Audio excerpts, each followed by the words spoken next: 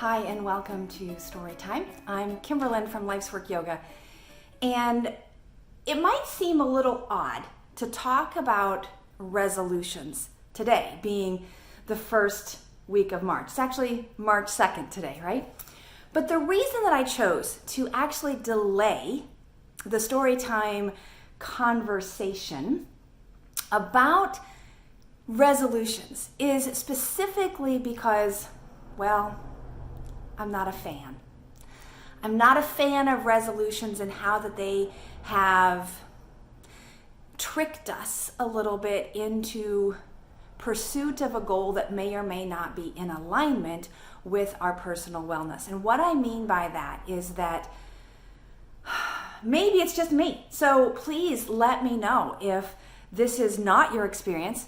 But if it is your experience, I want you to reach out and say, yeah, I've been there. And what I mean specifically is this kind of compulsion, this obligation to create a resolution, whether it's January 1st in the beginning of the new year, or maybe your birthday, or maybe, for me, it's oftentimes when my kids go back to school. So somewhere in the September range, I get this new energy that I'm going to shape up my emotions, my mindset, my body, all of the things. And this is where the first kind of catch comes for me, and the idea that breaking down our resolutions from everything needs to change to finding the one baby step, the next right step, is often where we trip ourselves up before we even set the first day of practice. But the other component is that we often focus on things that are not our strengths, that we think we need to fix in order to make us a better person. That's not to say that we don't have work to do. I am a huge advocate for personal growth and for improving our skills, not only for internal introspection and reflection, but also for authentic communal connection. But resolutions should take advantage of what we're doing well and help us enhance them and address those hurdles that are keeping us from living fully, from living our best life.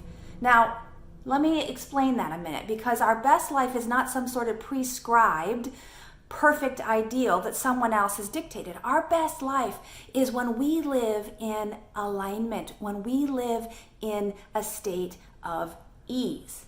Not perfectly, but more often in ease than we are in dis-ease or disease. So how does that pertain to resolutions? Well, as I said, we often bite off more than we can chew. We often align our resolutions more with making up for our limitations and our mistakes more than we align them with bettering our intentions or our giftings as individuals. And so when we look at resolutions, when we look at creating a system of cultivating the habits that help us live better, live in greater alignment, live in deeper authenticity and intimacy, we want to cultivate first a clarity about what our purpose is.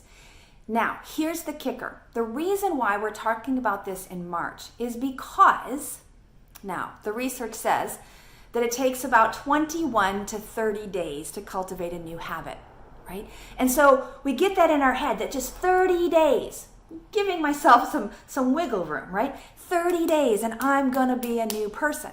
Well, the Buddhist practice teaches that every cell in our body will replicate in the span of about 3 years. So 30 days to 3 years. Somewhere in there may be more truth about what it takes to cultivate the discipline of a wellness habit. But it's not going to happen within 21 or 30 days.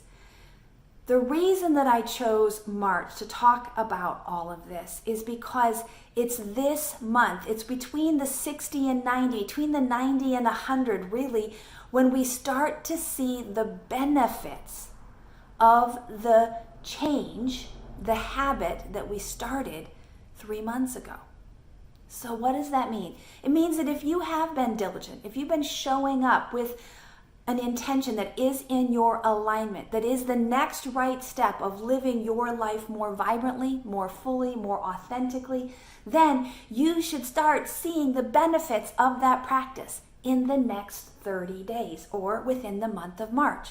So we're going to talk about what makes this commitment to your wellness strategies more likely to succeed. Now, what are those? What are the things that make creating a new habit more likely to succeed? What's your experience? Give me your response in the comments below. I'd love to hear what you think makes the difference. Some will say that it requires a drill sergeant of a teacher. Some want an accountability partner, someone to walk the path with them. Others are seeking to learn skills that they think that they might not inherently have. Well, I am not one that believes that any of us lack discipline, or the Sanskrit yoga term would be tapas. However, I think that we have misinterpreted the definition of discipline as it relates to this consistency of effort. Because without getting to the key ingredient, I don't believe any practice is sustainable. Any practice.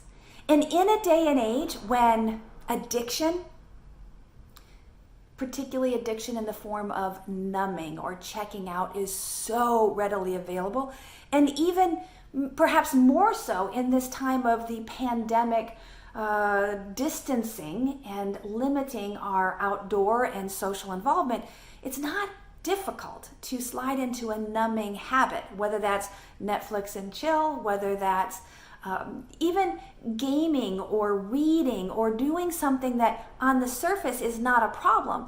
When it becomes a problem is when it starts to negatively impact the rest of your life. You're not showing up in other arenas.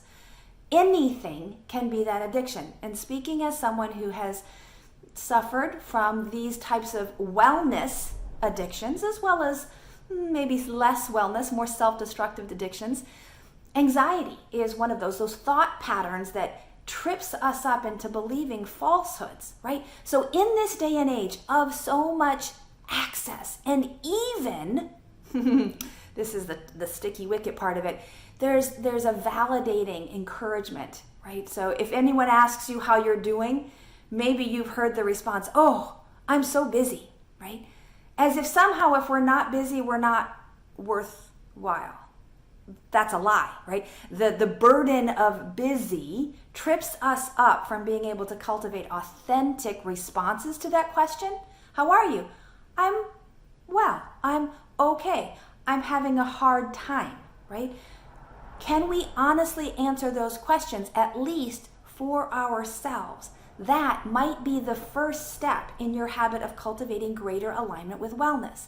Now, what allows us to do that? Here's the linchpin for March and the training that I'm going to be doing throughout the month of March, through Storytime, through Coaches Chat, through practices in studio and virtually, is to explore our relationship with hope. Yeah, a good teacher, a good coach is critical to good learning.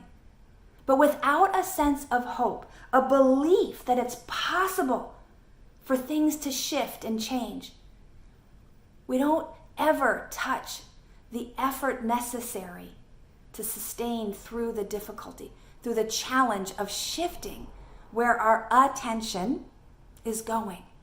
We all have the same amount of access to energy through breath, through life force. But how we direct that energy, that attention, is where we can make the difference between losing energy unintentionally by wasting it. Now, I don't really actually want to advocate that idea of wasting it, but it is misappropriating it, to put it into things that perhaps are harmful to our thoughts. This is where negative self-talk is a habit that needs to be encouraged to shift, because that's wasted or lost energy.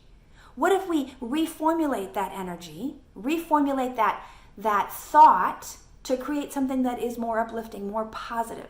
Now, I do want to caution, I'm not talking about fake optimism here. I'm talking about cultivating a relationship with hope based on the belief that change can happen.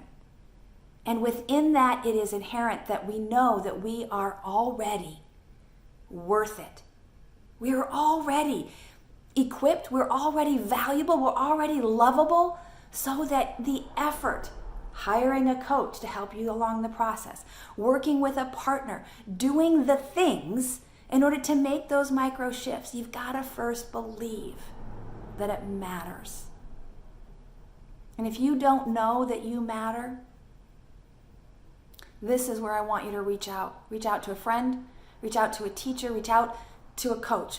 I'm happy to meet you in that place and have a conversation to decide whether or not we, you and me, might benefit your journey of cultivating wellness habits to specifically enhance the way in which you are showing up, to help you live more fully in greater alignment and greater ease.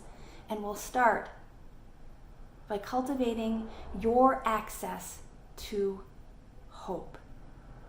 Please reach out if I can be of support and service to you, and I'll see you again soon for the practice of living your yoga. Thanks so much for being here. Be well, take care, and I hope to see you again soon. Namaste.